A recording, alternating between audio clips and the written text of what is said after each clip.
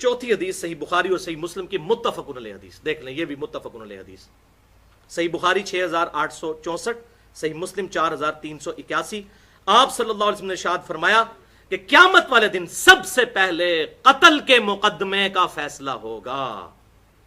अल्लाह अकबर। सुनन अबी दाऊद में एक रवायत आती है सबसे पहले नमाज के बारे में सवाल होगा, लेकिन वो हुकूकुल्लाह के बारे में। हुकूकुल इबाद के मामले में सबसे पहले कत्ल के मुकदमे की पैरवी होगी। जाहिर है किसी शख्स के सबसे बड़ा हक सलब करना यह है कि आप उसको जिंदगी की नेमत से महरूम कर दें। इससे बड़ा क्या जुर्म हो सकता है हुकूकुल इबाद में? बाकी सारे जुर्म छोटे हैं। एक मुसलमान दूसरे मुसलमान को इस्लाम के नाम के ऊपर कत्ल कर दे, लिसानियत की बुनियाद पे, सियासी पार्टी की बुनियाद के ऊपर कत्ल कर दे, वलियाज़ु बिल्लाहि ताला। पांचवी हदीस भी सही बुखारी की 3166। आप सल्लल्लाहु अलैहि वसल्लम ने फरमाया, आप ये देखें कितना खतरनाक मामला, जिसने किसी जिम्मी को कत्ल किया, जिम्मी वो काफिर होता है जो मुसलमान हुकूमत में जिजिया देकर रह रहा हो, काफिर, काफिर को कत्ल किया, मुसलमान नहीं, जिम्मी को जिसने कत्ल किया वो जन्नत की खुशबू भी नहीं पाएगा, हालांकि जन्नत की खुशबू 40 साल की मुसाफत से भी सूंघी जा सकेगी। ये काफिर को नाहक कत्ल करने वाला जन्नत की खुशबू भी नहीं पाएगा, वो खुशबू जो 40 साल से के फासले से सुनी है। ये बुखारी है भाई, वो मौलवी की लिखी हुई किताब नहीं है। सही बुखारी 3166। और यहां कह रहे जी इतने हिंदू भड़का दो, तो फलां कर दो, तो वो कर दो। खुदा के लिए यार क्या मामला होने वाला है? वलियाज़ु बिल्लाहि ताला, वलियाज़ु बिल्लाहि ताला। ये बहुत सख्त मामला है।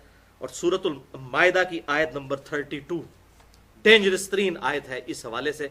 आपके कुरान पाक में 114 नंबर पेज, ये निकाल लीजिए और ये सुनाए इन लोगों को जिन लोगों को समझ नहीं आ रही। 32 नंबर आयत। अल्लाह ताला ने आदम अलैहिस्सलाम के 2 बेटों के कत्ल का जिक्र किया कि एक बेटे ने दूसरे बेटे को कत्ल किया। तो अल्लाह तबारक व तआला ने कहा कि इस वजह से, बिस्मिल्लाहिर्रहमानिर्रहीम, सूरतुल माइदा आयत नंबर 32 114 सफ़े से शुरू हो रही है। मिन अजली ज़ालिक, इस वाक़े की वजह से जो काबील ने हाबील को कत्ल किया था, कतबना अला बनी इसराइल, हमने ये बात तय कर दी थी बनी इसराइल के लिए, बिल्कुल क्लियर कट तय कर दी थी। और बनी इसराइल की वही कंटिन्यूशन है उम्मत मुहम्मदिया की जो शरीयत है। अन्नहु मन कतल नफ्सम बिगैर नफ्स, के जिस शख्स ने भी जान के बदले जान के अलावा अगर किसी को कत्ल किया, औ फसादिन फिल अर्द, या फसाद फिल अर्द के कॉन्टेक्स्ट के अलावा किसी को कत्ल किया, कोई जमीन में डाका, आदि मुजरिम है डाके डालता है, लोगों को कत्ल करता है, उन दोनों को अगर कानून कत्ल करे वो तो जायज। इन 2 सूरतों के अलावा अगर कत्ल किया, फकअन्नमा क़तलन नास जमीया, तो गोया कि उसने पूरी इंसानियत को कत्ल करके रख दिया। मुसलमान को कत्ल नहीं, इंसानियत, पूरी इंसानियत को। अगर एक इंसान ने दूसरे इंसान को नाहक कत्ल किया। वमन अहयाहा, और जिसने जिंदगी बख्शी, जिसने जान बचाई किसी एक की, फकअन्नमा अहयन नास जमीआ, तो गोया के उसने पूरी इंसानियत की जान बचा ली। एक इंसान की जान बचाना, मुसलमान नहीं, एक इंसान की जान। और ये वो आयत है जो कि हॉस्पिटल के बाहर लिखी होती है और अंदर बदमाश डाकू किस्म के डॉक्टर्स बैठे होते हैं और बाहर आयत लगाई हुई होती है, जिसने एक जान को बचाया पूरी इंसानियत को बचाया। और अंदर जनाब इंसानियत को मारने के असबाब कर रहे होते हैं, इतनी इतनी फीसें लेते हैं कि एक गरीब आदमी जो है उसकी बीमारी जो है वो इस एक्सट्रीम पे चली जाए कि उसकी जान ही चली जाए, सिर्फ उसकी फीस सुन के। वलियाज़ु बिल्लाहि ताला। तो अब ये जो मामलात आज हो रहे हैं, आपको पता है कुछ अरसा पहले यहां पेशावर में चर्च के ऊपर हमला हुआ, तो यहां की जो जिहादी तंजीमें हैं उन्होंने कहा कि जी हमने नहीं हमला किया, लेकिन साथ ही कहते हैं लेकिन जिसने किया है शरीयत के मुताबिक किया है। और ये कौन सी शरीयत है? शुक्र है शरीयत इस्लामिया नहीं कहते, शरीयत इनकी, शरीयत इस्लामिया के मुताबिक जो था वो मैंने तो आपको सुना दिया। ठीक है, इनको बताएं कि ये शरीयत तो ये कहती है कि एक जिम्मी काफिर को भी कत्ल करने वाला, सही बुखारी 3166, वो जन्नत की खुशबू भी नहीं पाएगा, हालांकि 40 साल की मुसाफत से खुशबू आती होगी। और ये आयत भी आपने सुन ली कि एक इंसान का कत्ल गोया पूरी इंसानियत का कत्ल है। तो जिसने किया शरीयत के मुताबिक किया। तो फिर अगर यही बात यूरोप और अमेरिका वाले ले लें, जहां तेजी से इस्लाम फैल रहा है, تو وہ بھی پھر جتنی نئی مسجدیں بن رہی ہیں ان پہ بم مارنے شروع کر دیں، امریکہ بھی اور یورپ بھی. پھر ہمیں بھی کوئی احتجاج نہیں کرنا چاہیے. وہ کہیں گے جی ہمارے پاس یہاں کرسچینٹی کی حکومت ہے، ہماری مرضی، ہم مسجدوں پہ ہم اپنی شریعت کے مطابق کر رہے ہیں. اور خدا کے لیے عقل کے ناخن لیں. اسی لیے میں نے آج کے دور کے ایک لیڈنگ ایتھیسٹ رچرڈ ڈاؤکنس نے جو کتاب لکھی دا گاڈ ڈیلوژن، اس کے اوپر ایک پورا لیکچر ریکارڈ کروایا ہے،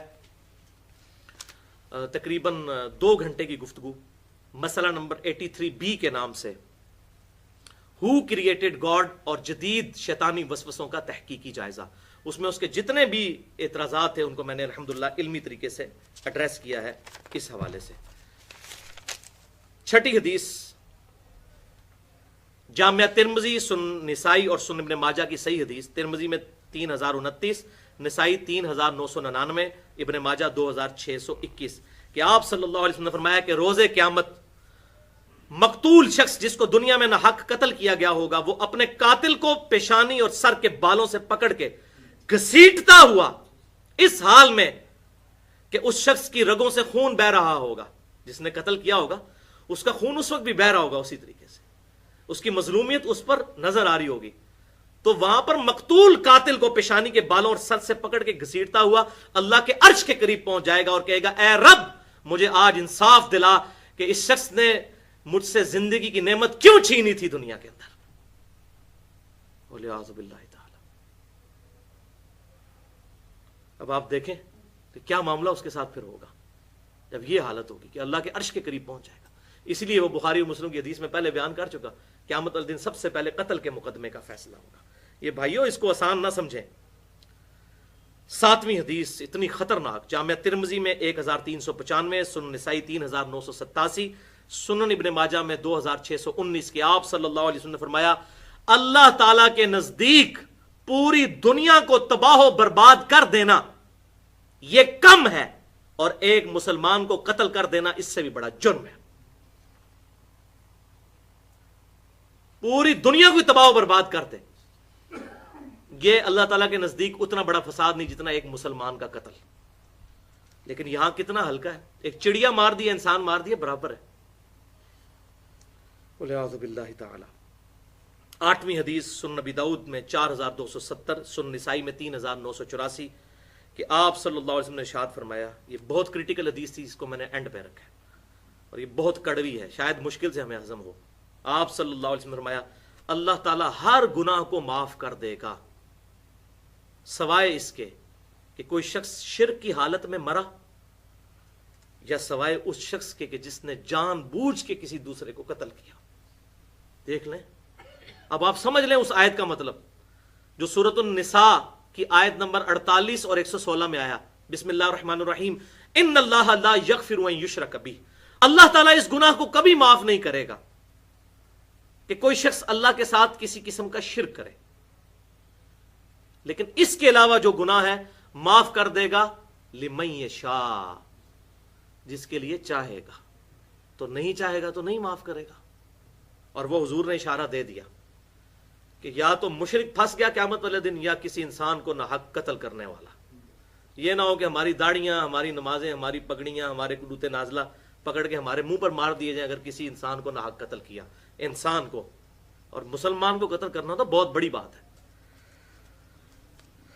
ان اللہ لا یغفر ان یشرک بہ ویغفر ما دون ذلک لمن یشاء. بے شک اللہ تعالیٰ اس گناہ کو کبھی معاف نہیں کرے گا کہ کوئی شخص اللہ کے ساتھ کسی قسم کا شرک کرے. ہاں اس کے علاوہ کوئی گناہ ہے تو معاف کر دے گا، لیکن جس کے لیے چاہے گا. وہ بھی اوپن لائسنس نہیں ہے، اور وہ کسی ناحق کسی کو قتل کیا. وَلِعَاذُ بِاللَّهِ تعالی. اور سورۃ النساء کی 93 نمبر آیت میں پہلے بھی پڑھ چکا کہ جس نے جان بوجھ کر کسی مؤمن کو قتل کیا ہمیشہ دوزخ میں رہے گا، اور اس پہ اللہ کی لعنت ہوگی اور بڑے عذاب پہ مسلط کیا جائے گا اس پہ. اور اسی پہ میری مسئلہ نمبر 28 کے نام سے گفتگو ہے، قتل مسلم کی مذمت اور خودکش حملوں کی شرعی حیثیت. وَلِعَاذُ بِاللَّهِ تعالی. اب یہ 8 حدیثیں تو مکمل ہوئیں، ایک آخری حدیث میسج کے طور پر ہے، اس میں میری گفتگو مکمل ہوتی ہے. یہ صحیح بخاری اور صحیح مسلم کی متفقن علیہ حدیث ہے، متفقن علیہ حدیث. اور یہ حدیث کس موقع پہ؟ حضور صلی اللہ علیہ وسلم کے آخری خطبات میں سے. صحیح بخاری میں 4406، صحیح مسلم 4383، حجۃ الوداع والے چیپٹر میں. آپ صلی اللہ علیہ وسلم نے یوم النہر کو ایک خطبہ دیا. ایک تو آپ نے میدان عرفات میں خطبہ دیا تھا 9 ذی الحجہ 11 ہجری میں، 10 ہجری، 9 ذی الحجہ 10 ہجری. ایک اس سے اگلے دن جو قربانی کا دن تھا یعنی 10 ذی الحجہ 10 ہجری میں آپ صلی اللہ علیہ وسلم نے ایک خطبہ دیا. اس خطبے میں کافی الفاظ ہیں، وہ ڈیٹیل سے میں نے مسئلہ نمبر 66A میں بیان کیا ہے، محرم اور واقعہ کربلا سے متعلق 5 علمی پوائنٹس. لیکن اس کا کچھ حصہ میں یہاں پر ضرور بیان کرتا ہوں. بخاری اور مسلم کا متفق علیہ آپ صلی اللہ علیہ وسلم کے آخری خطبوں میں سے حجۃ الوداع کا خطبہ اور یوم النہر 10 ذی الحجہ کا، کہ آپ صلی اللہ علیہ وسلم نے فرمایا بے شک تمہاری جان نمبر 1، نمبر 2 تمہارے مال، نمبر 3 تمہاری عزتیں. ایک مسلمان کی یہ تینوں چیزیں جان، مال اور عزت دوسرے مسلمان کے لیے حرام ہیں. ان کی حرمت اسی طریقے سے ہے اللہ کے حضور جس طرح آج اس مہینے ذو الحجہ کی حرمت اور عزت ہے اللہ کے حضور، اس شہر مکہ کی عزت اور اس آج کے دن کی عزت ہے اللہ کے حضور، یوم النہر کی. بالکل. اب ہم عبادتوں میں تو بڑے شیر ہوتے ہیں. یہ لوگ کہتے ہیں جناب ہم جو ہے وہ ذو الحجہ کا مہینہ حرمت والا مہینہ ہے اور مکے کا شہر بڑا متبرک ہے، اور اسی طریقے سے جو یوم النہر ہے وہ بڑی برکت والا دن ہے. تو اللہ کے محبوب صلی اللہ علیہ وسلم نے فرمایا اس طرح جس طرح ان چیزوں کی عزت کر رہے ہو اللہ کے نزدیک، اسی طرح عزت ہے ایک مسلمان کی جان، مال اور آبرو کی. پھر آپ صلی اللہ علیہ وسلم نے فرمایا دیکھنا میرے بعد کافر نہ ہو جانا کہ ایک دوسرے کو قتل کرنا شروع کر دو. واضح الفاظ ہے، میرے بعد کافر نہ ہو جانا کہ ایک دوسرے کو قتل کرنا شروع کر دو. اور بتاؤ کیا میں نے اپنے رب کا پیغام تم تک پہنچا دیا؟ سب نے کہا بلا یا رسول اللہ، پہنچا دیا اے اللہ کے رسول صلی اللہ علیہ وسلم. پھر آپ صلی اللہ علیہ وسلم نے اللہ تعالیٰ کی طرف متوجہ ہوتے ہوئے کہا اے اللہ گواہ رہنا، اے اللہ گواہ رہنا، اے اللہ گواہ رہنا. اور پھر فرمایا کہ اب تمہاری یہ رسپانسبلٹی ہے کہ اس دین کے پیغام کو ہر اس شخص تک پہنچا دو جو یہاں پر موجود نہیں. بلغوا انی ولو آیا، پہنچا دو میری طرف سے خواہ ایک آیت ہی کیوں نہ ہو. یہ تو مولویوں نے بعد میں کہا نا کہ ڈگری چاہیے دین کا کام کرنے کے لیے. حضور تو کہہ رہے ہیں ایک آیت بھی آتی ہے تو پہنچا دو. حضور نے ہمیں ڈگری دے دی ہوئی ہے، کنتم خیر امت اخرجت للناس. یہ امت دعوت ہے، تو اس کو تو ڈگری حضور صلی اللہ علیہ وسلم نے دی ہے. ان مولویوں کی ڈگری کی ہمیں ضرورت ہے؟ ہمیں اگر ایک آیت بھی، ایک بات بھی صحیح پتا ہے وہ ہم دوسرے مسلمان تک پہنچائیں گے. مولوی تو نہیں پہنچا رہے کیونکہ ان کی روٹی دین کے ساتھ جڑی ہوئی ہے.